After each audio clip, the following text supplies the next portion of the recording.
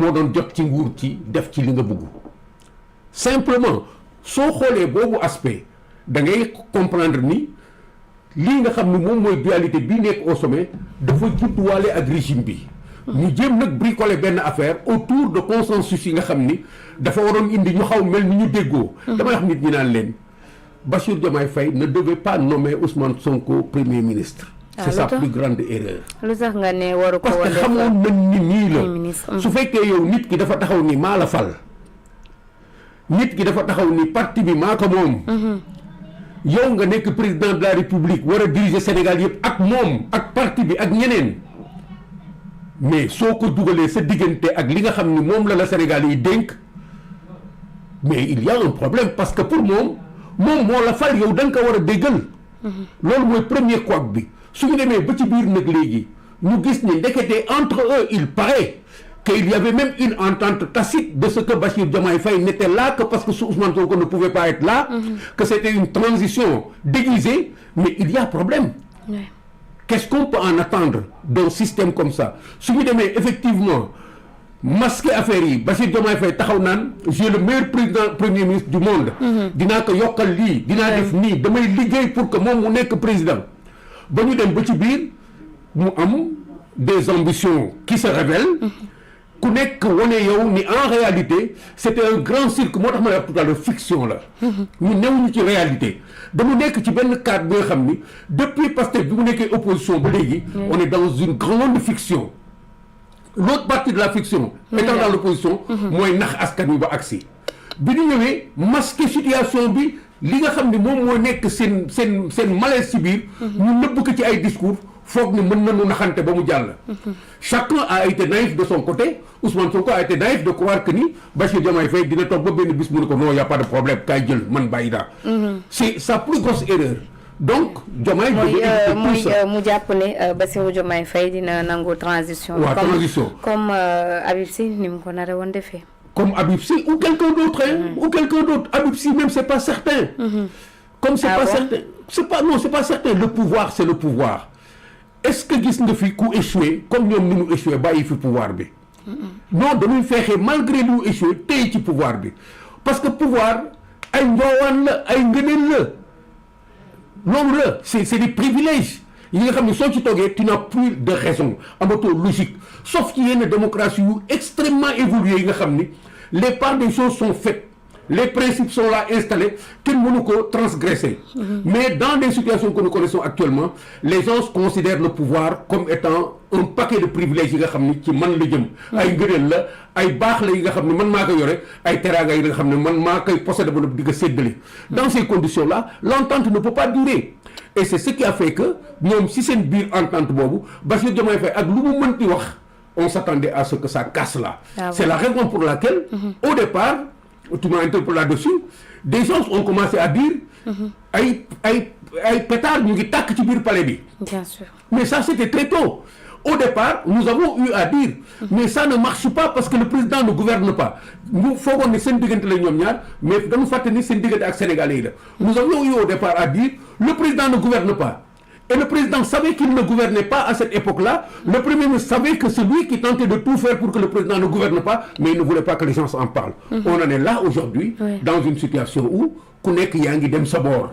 kii mu ngi wut coalition am teg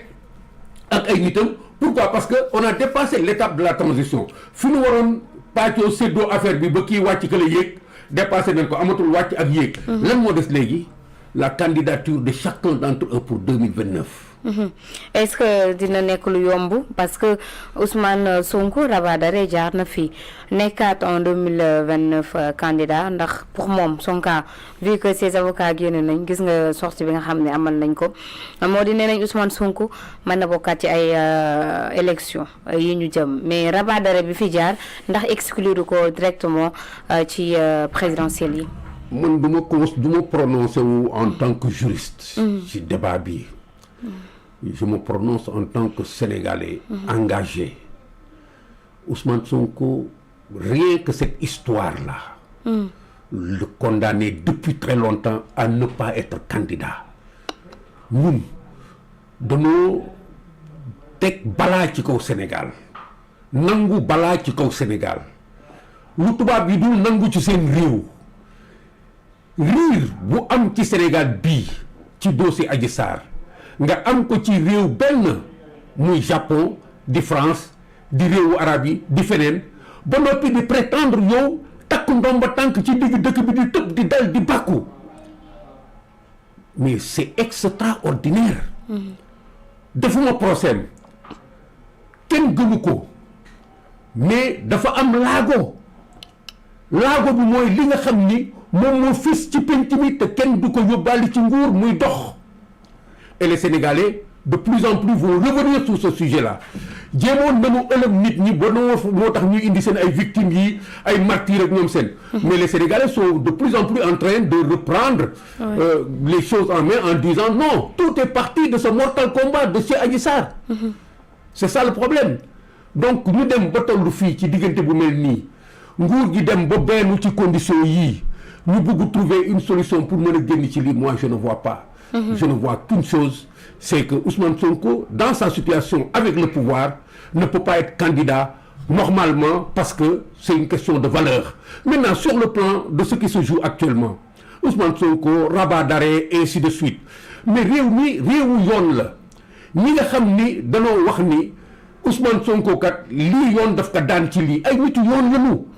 ñun su fekkee bëgg nañu teg affaire bi ci yoon rek gini le côté moral ñu teg ko ci yoon dañuy bàyyi nitu yoon yi ñu def seen liggéey ce qui semble maintenant passer devant c'est Ousmane Sonko au regard du dossier qui est en train de se dérouler ne peut pas être candidat man nag mën naa ci wax sama wàll mais bu ma wax wàllu juge yi je dis que ne Ousmane Sonko ci fii mu toll tey ak li mu def ak li dox digganteem ak Mame Mbaye Niang c'est factuel moom moo wax ni Mame Mbaye Niang dafa sàcc mënul fexe ba wane ni Mame Mbaye Niang dafa sàcc yoon daan ko ci loolu ay wolof lay làkk waxuma leneen yoon tëral ni soo tooñee nit tuumaalee nit te wane woo ni tuuma yooyu am na fu mu nekkee dëgg yoon day dal sa kaw yoon dal ci kawam conséquence yoon dal ci kawam boobu mooy du nekk candidat vraiment ce débat peut être très court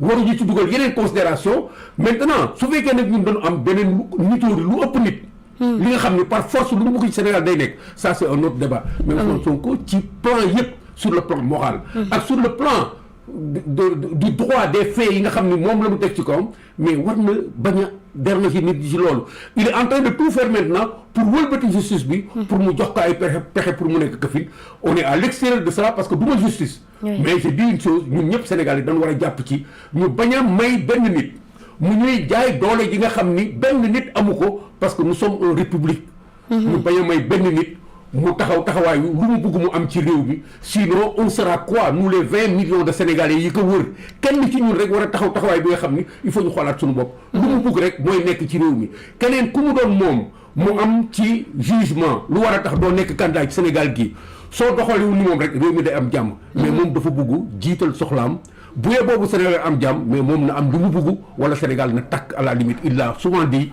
su ma nekkul candidat comment dirais-je encore je vais rendre le pays ingouvernable mais